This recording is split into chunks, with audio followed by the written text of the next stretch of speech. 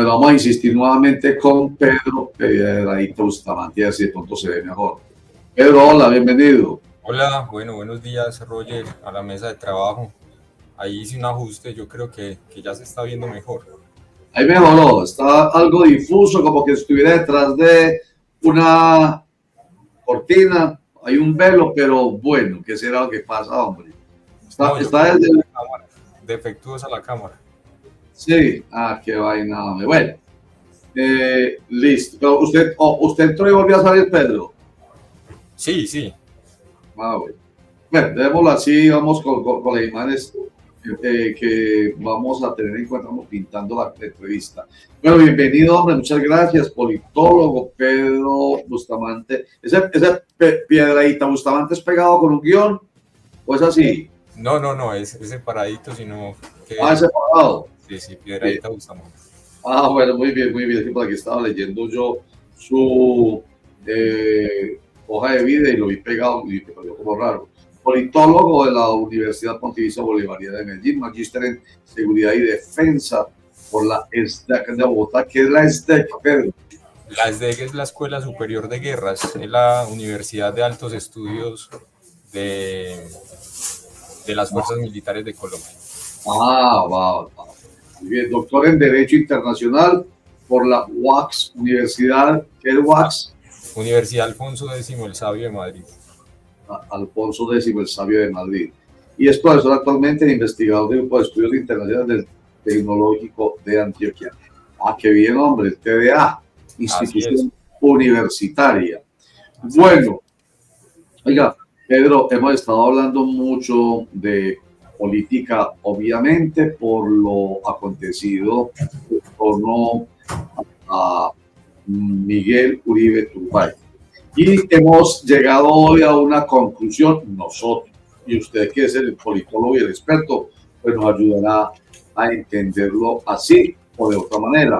El oportunismo político. Pedro Piedradita Bustamante, hemos visto que se ha utilizado la tragedia de una persona, la tragedia de una familia, para que desde el punto de vista político se pretendan réditos electorales. ¿Usted qué piensa? Sí, primero, de manera general, ¿usted piensa que puede ser así o no? Bueno, lo que sucede pues, actualmente en el país, no sé si me están escuchando bien y fluido porque Sí, veo que la cámara mía se está... la Bueno, cámara se le oye bien, adelante. Adelante que vamos a ver. bueno, lo que sucede con el caso de Miguel Uribe Turbay pues genera varios escenarios y tiene varias incidencias políticas en nuestro país. Lo primero que hay que mencionar, ustedes lo mencionan como oportunismo político, pero más allá del oportunismo en la contienda electoral, lo que estamos evidenciando pues, es un poco el regreso de algunas de las tragedias que se creían superadas, sobre todo en términos de magnicidios, pero también hay que señalar que la muerte de Miguel Uribe Turbay debe importarnos también como la muerte de muchos líderes sociales y también como cualquier ciudadano de nuestro país. Sin embargo, este hecho sí genera una advertencia. Yo creo que el principal efecto de este hecho es para el gobierno nacional, porque en últimas cuestiona su política de seguridad y las garantías que se están dando no solo a los políticos, en el caso de Miguel Uribe como congresista, sino también como precandidato presidencial. Y esto es una advertencia al gobierno porque desde diferentes sectores se ha venido criticando su política de seguridad y además en la ciudadanía está aumentando esa percepción de inseguridad y de que estar en la calle, en las calles, significa un riesgo para cualquier persona. Y si están en riesgo, pues los políticos y estas personas que tienen unos esquemas tan complejos de seguridad, pues imagínense cuál es la percepción del ciudadano de a pie que constantemente se tiene que enfrentar a estas dinámicas que tenemos en las ciudades de nuestro país. Esas son como dos implicaciones y una tercera implicación también yo veo como a nivel internacional. me llama mucho la atención como las posiciones y las reacciones que ha generado la muerte por este atentado del 7 de junio de Miguel Uribe Turbay, y particularmente llama la atención la reacción de Marco Rubio y del gobierno de los Estados Unidos, y en últimas esto pues ya genera como una alineación geopolítica también en términos electorales, y en últimas yo creo que lastimosamente la muerte del precandidato como que es el punto de largada oficial para esta campaña, no solo a la presidencia, sino al Congreso de la República, que a mi modo de ver va a estar marcada por el auge de las agendas securitarias y el auge de los populismos, que en la literatura de ciencia política vienen llamándose los populismos de derecha radical, donde los discursos radicales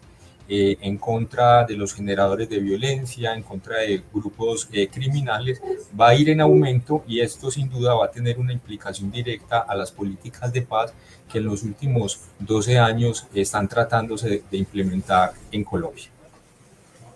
Pedro, buenos días. Hola, buenos días, un gusto saludarte. Muchas gracias.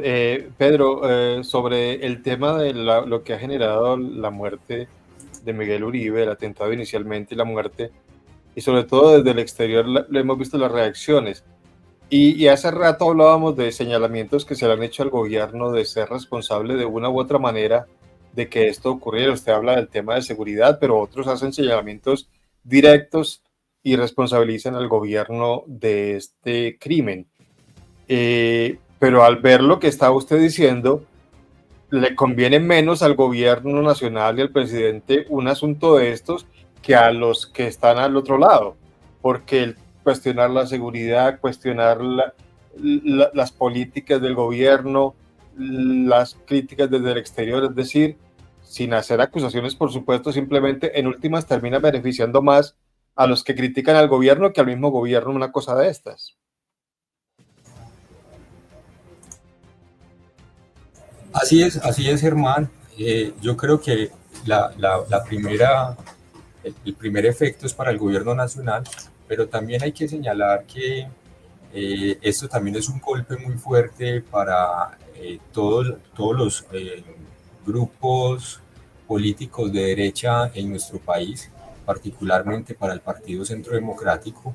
El Centro Democrático ha sido un partido que ha tenido un problema desde su fundación, y tiene que ver con quién reemplaza el liderazgo de Álvaro Uribe. La elección de candidatos siempre ha sido uno de los temas más complejos, incluso en términos estatutarios en el partido. Y Miguel Uribe Turbay pues se venía perfilando como uno de los candidatos más fuertes, y de hecho lo que se decía en los rincones políticos, en los chismoseaderos políticos, es que el candidato, el precandidato favorito del expresidente Álvaro Uribe era justamente Miguel Uribe Turbay. Entonces esto también es un golpe en términos de partido y en términos de estructura política, porque vuelve a surgir la idea de, bueno, ¿quién va a reemplazar la figura y cuál de estos precandidatos tiene la verdadera capacidad para unir las fuerzas de la derecha y lograr una victoria, no solo la presidencia, sino hay que empezar en orden, es las victorias que se necesitan en Senado y Cámara, que en últimas va a ser la base electoral para poder ganar la presidencia de la República. Entonces esto también es un efecto a la derecha, y aunque por ahí ya se empieza a mencionar que el hijo de uno de los hijos de Uribe, Tomás, podría ser candidato, pues lo que nos muestra la política comparada es que no siempre esas sucesiones políticas implican sucesiones electorales. Es decir, en política el asunto de la transmisión de los votos no es como que usted metió todos los votos en una bolsita y se los entregó al candidato que ponga, sino que esto también se construye en las calles, en las redes y en los debates. Pero eso que usted plantea, Pedro Piedrahíta Bustamante, deja muy mal parada, creo yo, a la política, porque entonces cualquiera ejerce la política. Eso no importa realmente si tiene méritos suficientes, porque usted está planteando que por arte de vivir Locke, un muchacho que es absolutamente desconocido, que es más, los hijos de Álvaro Uribe Vélez son más conocidos, yo diría, negativamente que positivamente, porque desde siempre existe el imaginario de que son hijos de papi, que lograron una riqueza a expensas de su papá y que hay hasta truculencia en esa riqueza lograda. En fin, es más negativa la imagen. Entonces, por arte de vivir Locke aparecería pues el reemplazo del prohombre de la política en Colombia a través de uno de sus hijos. Eso no deja muy mal para la política y sobre todo el conocimiento, la conciencia, la consecuencia de los electores de este país.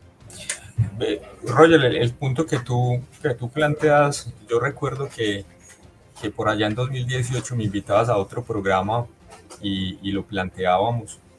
Y yo creo que si la política fuera un asunto de méritos, el escenario sería muy diferente.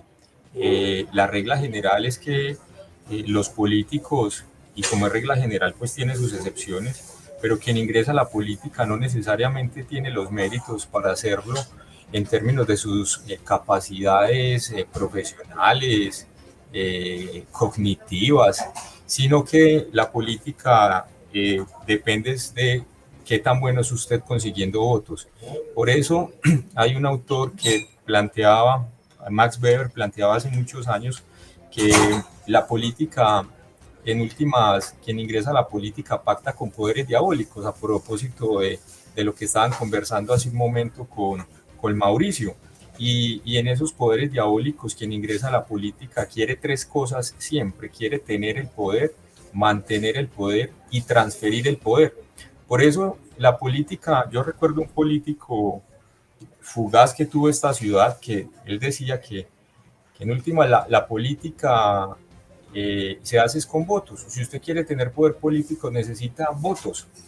Y por eso no solo es el caso de estos delfines, hay muchos delfines en este país que en últimas van amasando poder porque tienen la capacidad de quedarse con algunos de esos votos o a veces hasta ir por ahí como pescando incautos, recogiendo incautos que creen en sus propuestas y que no tenemos a veces la capacidad de identificar las falacias argumentativas que en muchos casos estos políticos hacen. Entonces yo creo que esto hace un poco, es el reflejo, hace parte de lo que es nuestra política circense, si se quiere, es un poco la tragedia de la política en Colombia.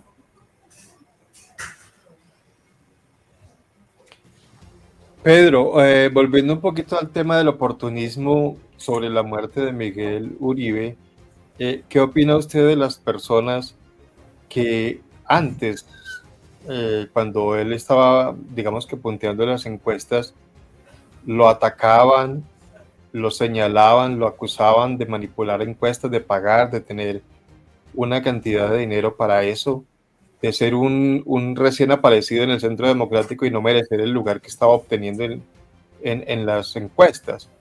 Y después verlos rasgándose las vestiduras y diciendo que eran los mejores amigos, que era una persona súper valiosa, etcétera, etcétera, lo que ya hemos visto.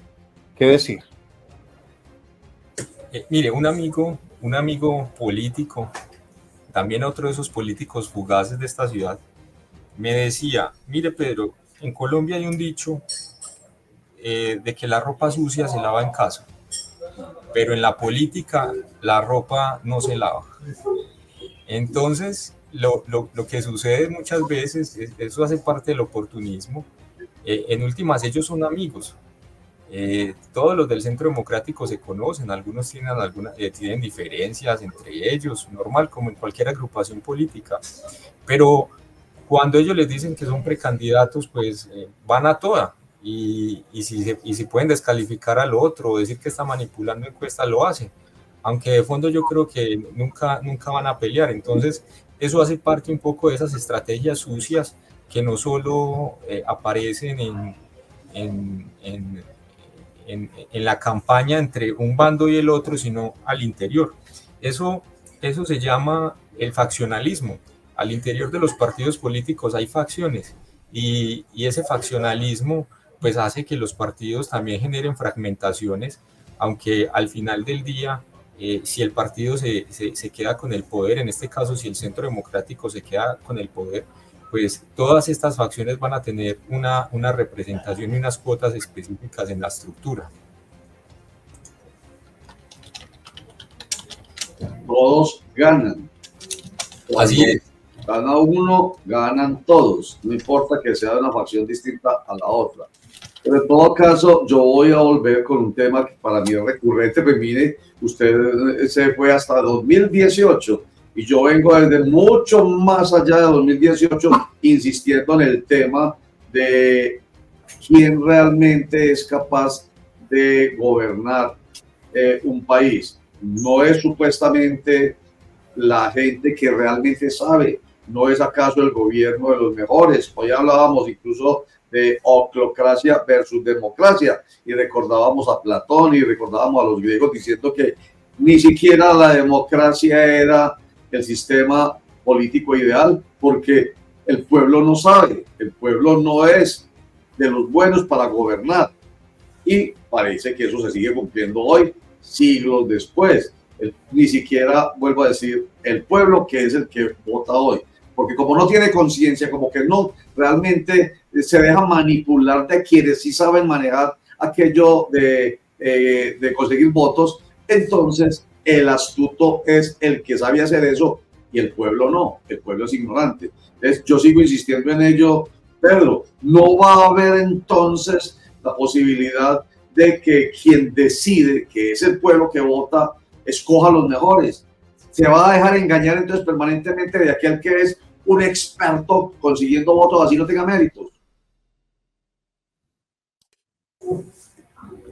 Así es. En última, a veces la política se reduce a simplemente la consecución de los votos.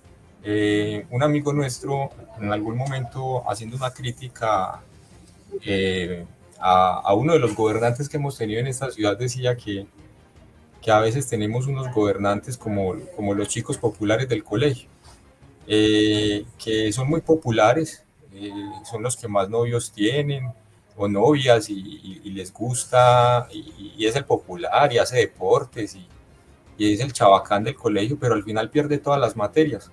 Y cuando uno los ve gobernando son así. Tienen una muy buena favorabilidad, les va muy bien en las encuestas, la gente los quiere mucho, toman aguardiente y salen de rumba, pero al momento de hacer un análisis detallado de los indicadores de su gestión, se rajan en muchos de los temas que incluso terminan siendo sus principales banderas, como puede ser la seguridad. No nos imaginamos de quién está hablando Pedro. Pregunta, Pedro, ¿por qué la gente es como tan manipulable y fácil de engañar a pesar de cosas como las que usted está diciendo?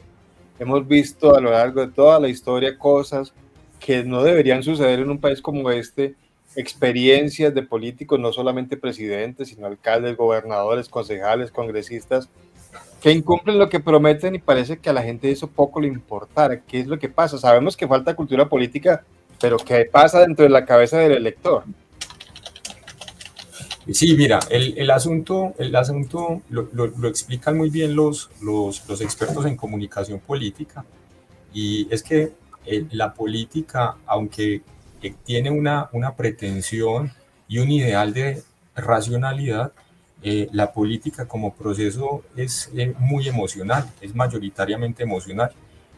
Hace algunos años hacían una entrevista a estos genios de la comunicación política en El Mundo, y por ejemplo decían como Álvaro Uribe es uno de los políticos más habilidosos en generar emociones en Colombia. Entonces, como es un asunto emocional, la racionalidad no existe. Fíjense, por ejemplo, el hashtag y este mensaje que vienen difundiendo los mismos miembros del Centro Democrático de Uribe es inocente. Y ese Uribe es inocente da para todo tipo de interpretaciones.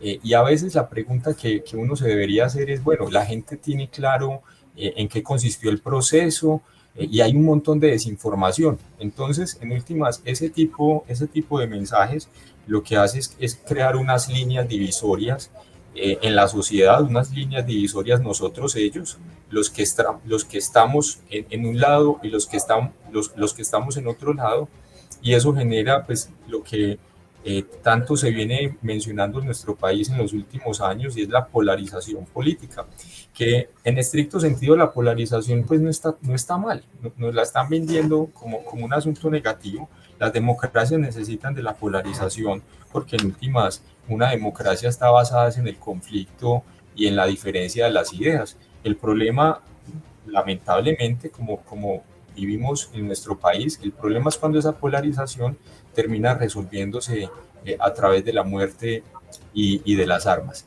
Entonces yo creo que la clave ahí está en las emociones, y por eso una de las principales emociones en la política es el miedo, y fíjense que la actual campaña pues ya se está dirigiendo hacia la existencia de una amenaza a la seguridad. Mire las reacciones, por ejemplo, el día de ayer de varios concejales de la ciudad, de que ya hay aquí unos atentados y este tipo de cosas. Entonces se va generando un ambiente de miedo, de zozobra, y eso hace que las personas posteriormente se movilicen a favor de aquellos que van a defender una agenda de seguridad y de protección a la ciudadanía. Oiga, cuando usted se está refiriendo a la alerta de amenaza en contra de la vida de Andrés Tobón, que está ahí, de Andrés El Guri también, Rodríguez, quien hace parte del Consejo de Medellín por el Partido Centro Democrático, este último, el otro, por Creemos, de Claudia Carrasquilla, quien estuvo con nosotros hoy acá, y del alcalde, ella es Claudia Carrasquilla, del alcalde de Medellín y de su secretario de Seguridad. Ello es lo que acabé como de entender por una sugerencia. Es entonces una consecuencia de lo que ha pasado con Miguel Uribe Turbay y el miedo que se ha generado en torno a la falta de garantías para los que están hoy aspirando a la presidencia de la República, pero quienes además hacen parte del entramado político y especialmente de la oposición, como que si fuera una consecuencia arreglada, ¿o qué? Pues sí, es una consecuencia. Uno en últimas en este mundo de la política no termina de saber las verdaderas intenciones, mejor dicho, quién es el que dirige la orquesta de todo. Pero a mi modo de ver sí genera muchas dudas que siempre este tipo de supuestos atentados y de amenazas estén basados en fuentes humanas o en denuncias de anónimos o de fuentes, como decía ayer la doctora Claudia Carrasquilla, de alta confiabilidad. Pero también hay que recordar una cosa, y lo sabrán mejor los abogados que yo, y es que en los procesos penales y en los procesos jurídicos, las fuentes menos creíbles son las fuentes humanas. Es decir, las declaraciones son las fuentes menos creíbles. Entonces yo creo que lo normal y lo que debería suceder es que frente a estos hechos, pues esperemos que la Fiscalía reaccione y que muestre pruebas, porque en Colombia también se ha acostumbrado a que siempre hay una amenaza, siempre hay un supuesto atentado, pero a ver, ¿dónde están, por ejemplo, comparemos, dónde están, por ejemplo, las amenazas en contra de Miguel Uribe Turbay? Ese nunca lo declararon, nunca dijeron que estaban recogiendo plata para atentar contra Miguel Uribe Turbay. Entonces, cuando uno analiza los casos que se perpetran y las supuestas amenazas, a uno sí le quedan como esas dudas sobre la veracidad de las denuncias, sobre si son ciertas, y sobre si no son ciertas, entonces, ¿qué se trata? Si es oportunismo y en últimas una estrategia política más. Entonces lo que usted está queriendo decir, Pedro, es lo contrario de lo que pensaba Roger.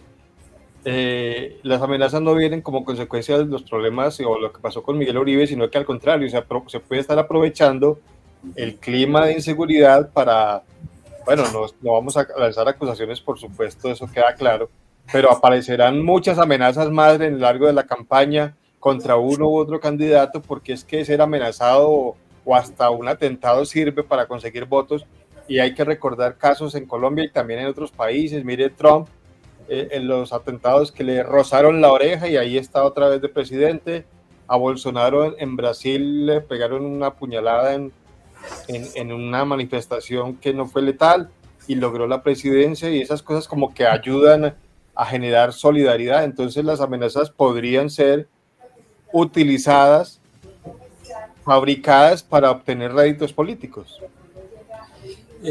Pues en muchos casos así ha sido, como tú lo mencionas, no solo aquí en Colombia, sino en América Latina. Y cuando uno compara las amenazas, es decir, la forma en la que llegan las amenazas con la perpetración de hechos, hay una gran diferencia. Por lo general, a veces simplemente ocurren y no llega toda esta información, ni siquiera dan espera como para estas grandes declaraciones. Sin embargo, pues lo que uno esperaría, que debe ser el curso normal de esto, es que, hombre, que las autoridades investiguen y lo más importante, que muestren pruebas, porque al final siempre en este mundo del clic, a propósito de la clicracia en el que vivimos, la información va muy rápido. La gente da clic en que hubo una amenaza, pero tal vez posteriormente no dan clic en la rectificación o en que no era cierta. Y al final no conocemos el resultado del proceso, y yo creo que ahí es donde tenemos que poner el foco, más en el proceso y en el resultado. De hecho, es que eso genera cierta suspicacia, ¿cierto? Entonces, eso que usted está planteando me lleva a pensar en la diligencia con que el Partido Centro Democrático muestra inmediatamente su rechazo a las supuestas amenazas en contra del alcalde, su secretario de Seguridad y Convivencia y de los concejales Carrasquilla, Tobón y Rodríguez. Eso fue ayer mismo, rapidito, que apareció el comunicado de prensa del Partido Centro Democrático rechazando las amenazas. Entonces, le da a uno la impresión de que, como usted está diciendo, sí, digamos, va a ser parte, pues, como de toda esa estrategia, o sea, consecuencias. De pronto, cuando dice ahorita de contrario, dice Germán, contrario a lo que Roger decía, no, yo al contrario estoy atendiendo la sugerencia que plantea Pedro Piedrahita como una consecuencia. Primero el atentado y luego viene, la muerte, y el atentado y la muerte, y luego vienen las amenazas. Que es bien llamativo como lo que se está precisamente aquí rechazando en ese comunicado del Partido Centro Democrático. En fin, hombre, Pedro Piedrahita Bustamante, como siempre, muy claro, muy preciso, pero no ha dejado usted más maneras de decepcionarme, ojo con lo que estoy diciendo, no usted, sino con lo que sabe realmente de la política. La política es emociones, no piensen, no, Roger, deje de ser bobo, todo dicho, pero como eso. Deje de ser bobo, deje de estar pensando que la gente va a pensar, que la gente va a razonar, que los políticos van a elevar el nivel de la discusión, del argumento, del raciocinio. Entre más insulten, más ofendan, más injurien, más calumnien, entre más réditos logren y aplausos generando emociones, más votos van a tener. Así que, Roger, deje de ser bobo. Eso es lo que me deja usted a mí otra vez como conclusión hoy. Pues sí, Roger, pues es un poco de que a veces somos incautos, pero yo creo que la palabra no es incauto, también es un ideal, y es el ideal de que esto debería ser un asunto más pensado que un asunto de reacciones y emociones. Así es. Yo hablo de utopía, yo ingenuo, pues yo me Hoy me dije más maluco, hoy fui más prosaico y dije, Roger debe ser bobo, pero yo he venido diciendo, Roger debe de ser ingenuo. No, Roger, siga siendo ingenuo. Roger deje de ser utópico. No, siga siendo utópico, porque lo ideal es eso. Y si lo ideal es como en el periodismo, nos lo enseñó Javier Darío Restrepo, el padre de la ética periodística. Hombre, muchos periodistas ni siquiera saben qué significa la palabra ética, pero un buen periodismo es ético. ¿Cómo se logra? Ah, eso no es fácil, eso es un camino tortuoso, eso es un camino difícil, pero es un ideal, el de la excelencia periodística. Es una utopía. Bueno, lo traigo acá al tema de la política. Es una utopía. Los buenos políticos, la buena política, un país gobernado sin tanto populismo, sin tanto oportunismo. Ello de pronto se habla de un país utópico, pero hay que seguir soñando en lo utópico. ¿Qué tal que no? Pedro, ¿cierto? Ah, bueno, qué rico. Por lo menos me dice, podemos seguir soñando en un país utópico, ¿cierto? Claro, claro. Eso es lo que nos mantiene vivos.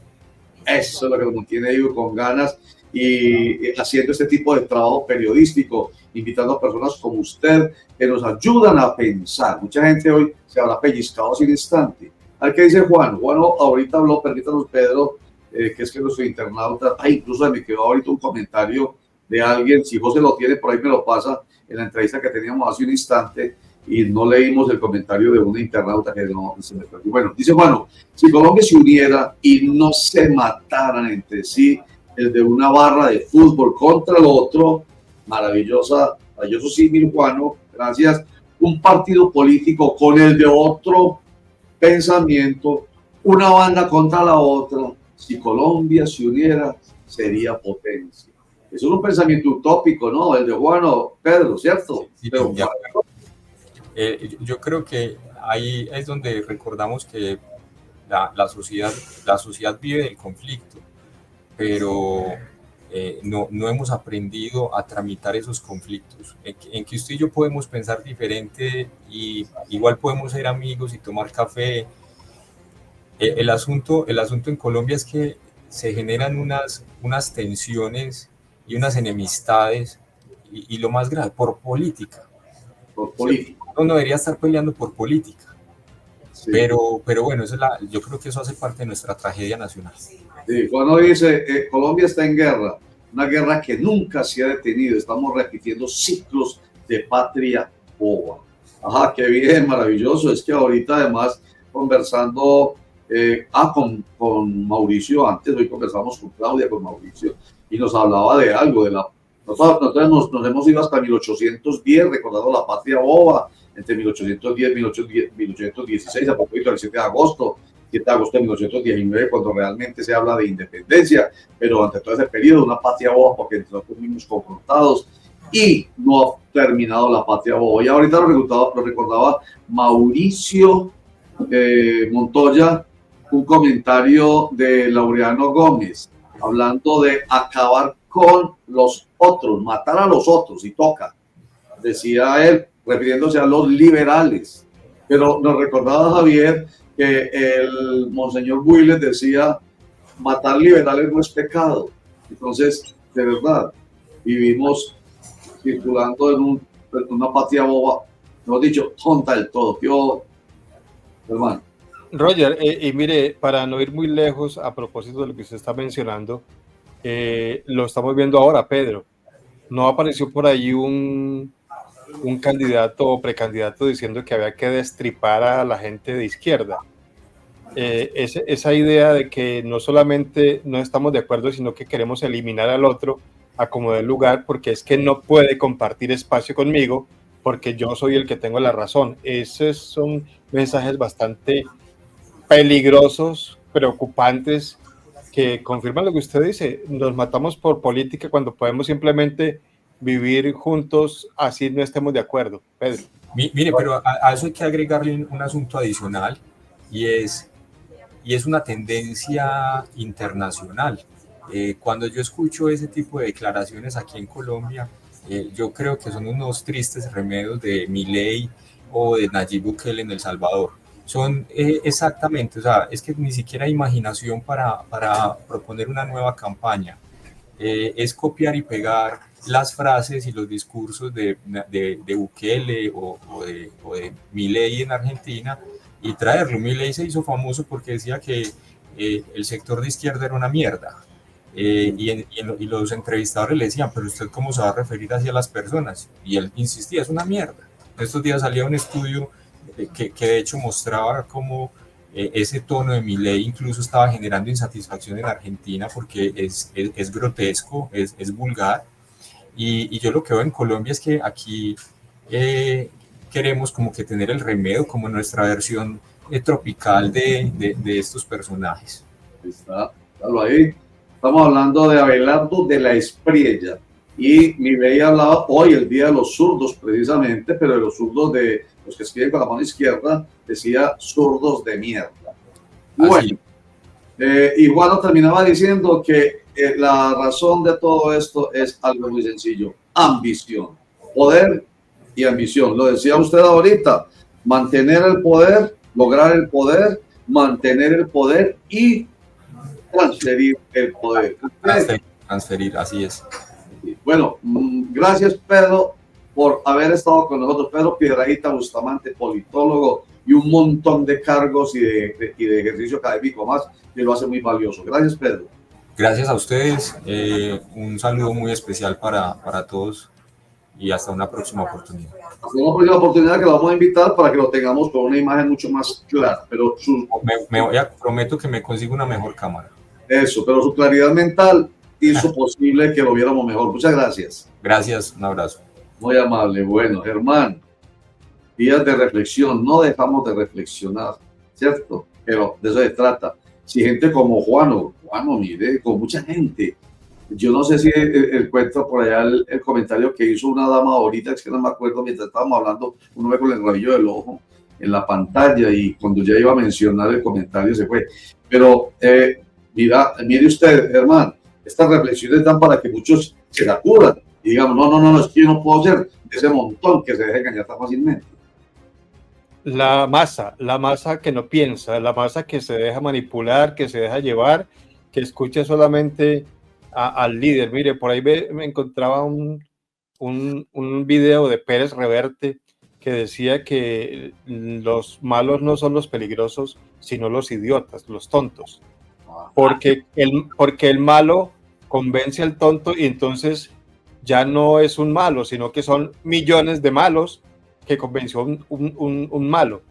Y claro, la gente no piensa, no analiza, no piensa, no decide que hay que hablar de bueno o malo, porque hay cosas que son buenas o malas.